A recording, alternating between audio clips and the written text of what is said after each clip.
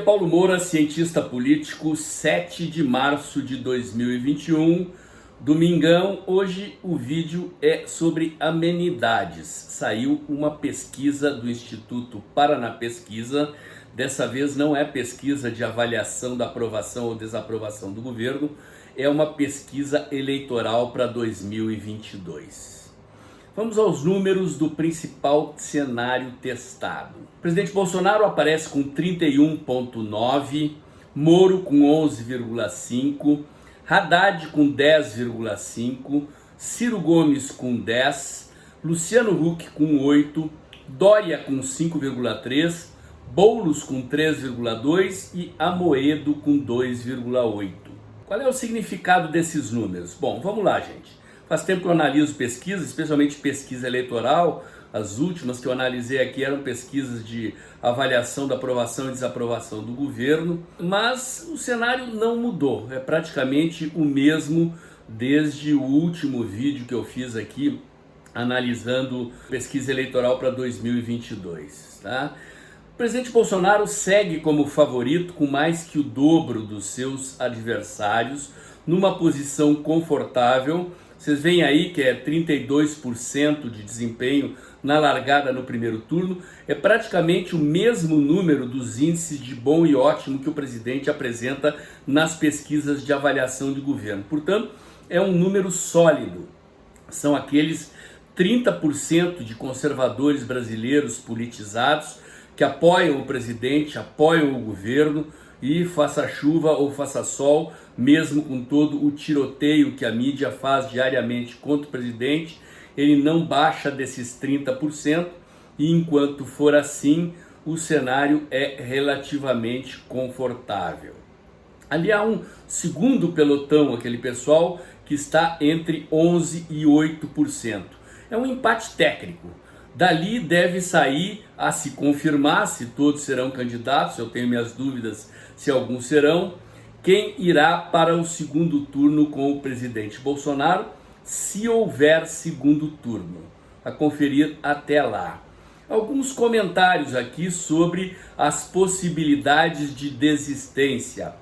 Primeiro, Luciano Huck tem que tomar uma decisão até a metade desse ano, e ele sofre de uma tentação enorme de ocupar o lugar do Faustão aos domingos na Globo. É o principal candidato ao horário.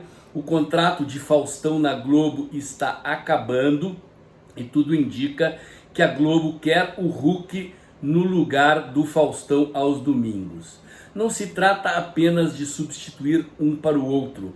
Para um cara que vive de mídia como o Huck, isto significa ganhar muito mais dinheiro no principal horário de vendas no fim de semana da publicidade da Rede Globo. Huck costuma fazer o seu programa aos sábados e passaria para domingo. É uma tentação.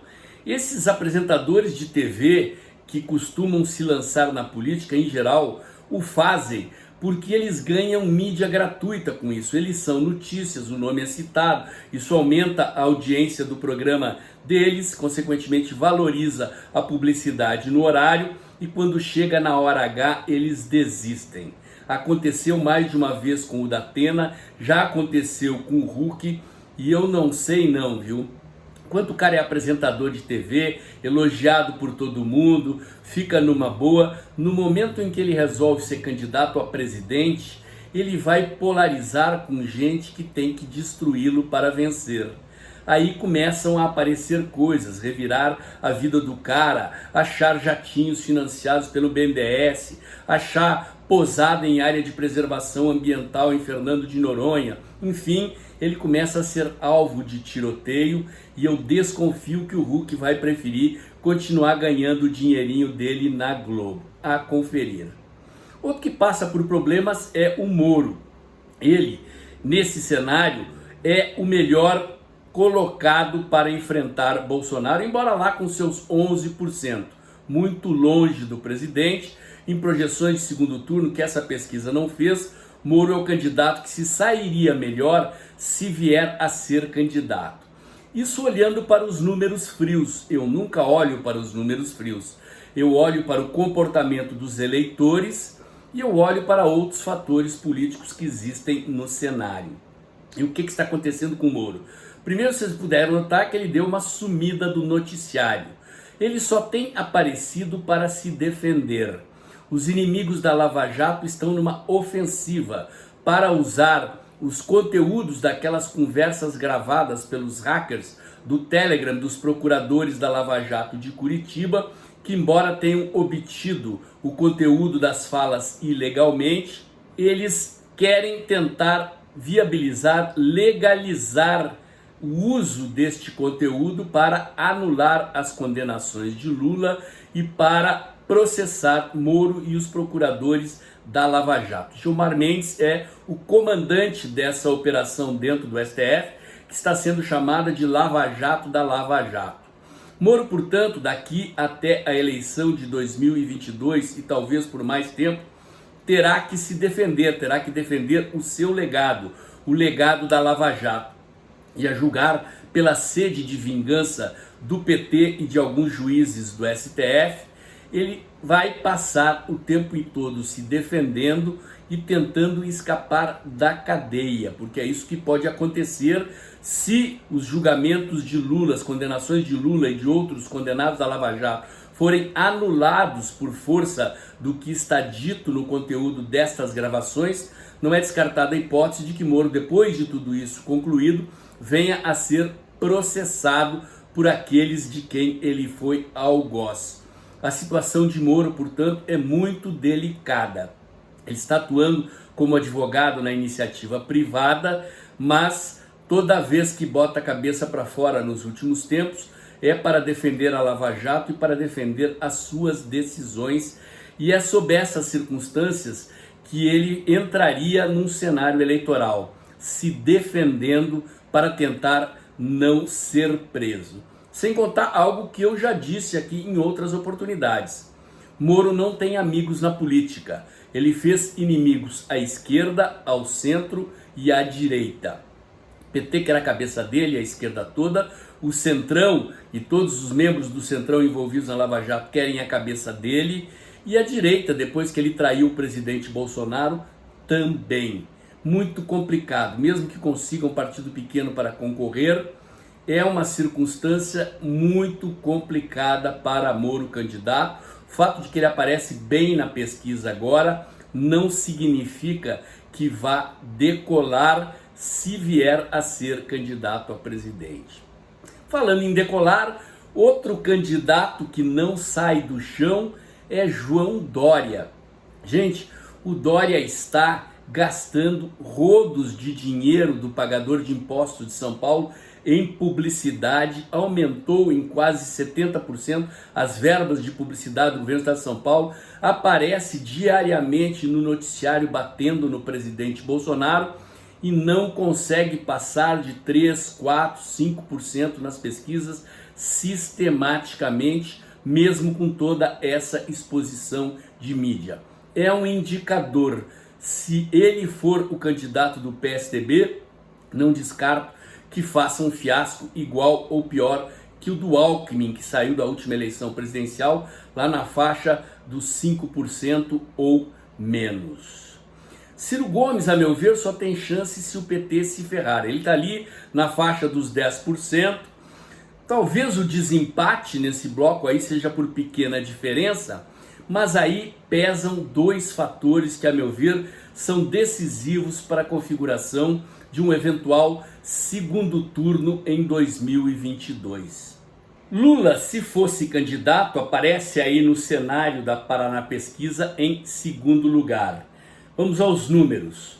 Bolsonaro, com Lula no cenário, teria 32,2%, Lula teria 18%, Moro 11,6%, Ciro Gomes 8,7%, Dória 5,3%, Boulos 3,5% e Amoedo 3%.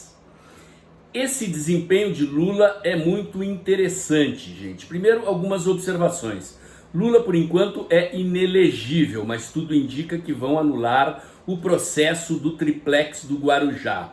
Ele continua inelegível por causa do processo do sítio de Atibaia e os advogados dele já preparam a tentativa de anular o outro processo também. Sendo ou não sendo candidato, Lula estará em campanha, ou por ele mesmo ou por Haddad. Esse desempenho do Lula é interessante porque ele mostra ainda a força da marca Lula e a força do PT. Além da influência eleitoral de Lula, que já foi muito mais forte, é bem verdade, existe a máquina do PT. O PT ainda é um partido grande, forte, enraizado, tem muita grana, a gente sabe por quê. E eu acho que na hora de desempatar esse segundo bloco aí, que está em torno dos 10, 11%, estes dois fatores farão a diferença. O potencial eleitoral de Lula como candidato ou como cabo eleitoral e o tamanho da máquina do PT. Portanto, ao que tudo indica, o cenário de 2022, se nada derrubar esse tabuleiro, se nada chacoalhar as pedras e se nada mudar a configuração que aí está rígida e imutável faz tempo, eu repito, eu acho que o cenário eleitoral mais provável para 2022 é Bolsonaro versus PT, seja com Lula ou seja sem Lula. E Lula, mesmo com essa força, tem problemas, o PT tem problemas. A imagem deles ainda está muito queimada, muito desgastada. O eleitorado do Bolsa Família, que antes votava no PT em Lula, tenderá a votar em Bolsonaro. E aqui tem uma novidade: na PEC emergencial, que está em vias de aprovação na Câmara dos Deputados, o governo embutiu uma cereja do bolo, conseguiu separar 9 bilhões de reais do orçamento para turbinar o Bolsa Família.